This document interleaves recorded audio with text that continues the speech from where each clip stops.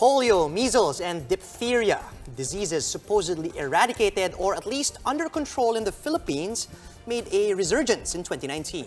Here's the report.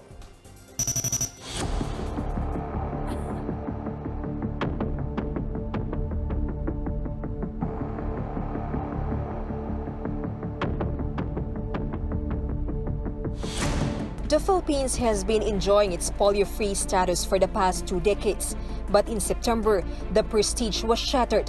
Health Secretary Francisco Duque declared an outbreak after the first case was confirmed. The patient was a 3-year-old girl living in Llano del Sur. In a span of 3 months, there were 8 confirmed polio cases in the country. The latest was detected on a 9-year-old child in Basilan. There is no cure for polio, but it can be prevented with vaccines. Polio invades the nervous system and may cause irreversible paralysis. Tracking the disease is difficult. The DOH says 95% of patients do not show any symptom. Initial symptoms of the virus include fever, fatigue, headache, vomiting, stiff neck, and pain in the limbs. The highly infectious disease is most often contracted in areas with poor sanitation. It is spread via the feces of an infected person. To stop the spread of the disease, the health department launched a nationwide polio vaccination. But getting parents on board the program has proven to be quite a challenge.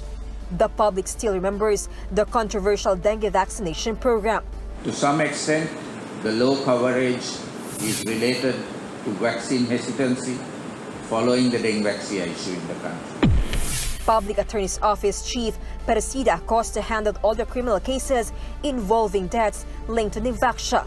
She was accused of fanning the vaccine scare with the way she handled these cases.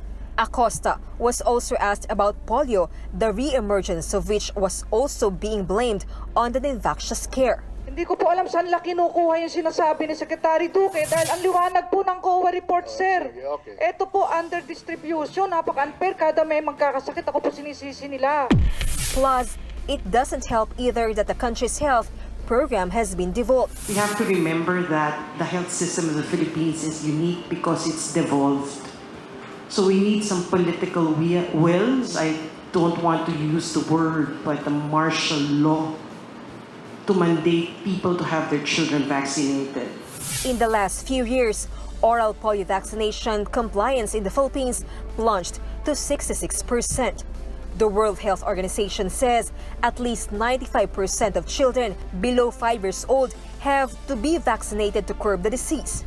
Health Secretary Francisco Duque has repeatedly assured the public that the oral polio vaccine is safe. The vaccines provided by the DOH are safe. They have passed standards of safety, quality, and efficacy. And most of these vaccines have been literally tried and tested for more than a decade. And like the polio vaccine has been around since 1980.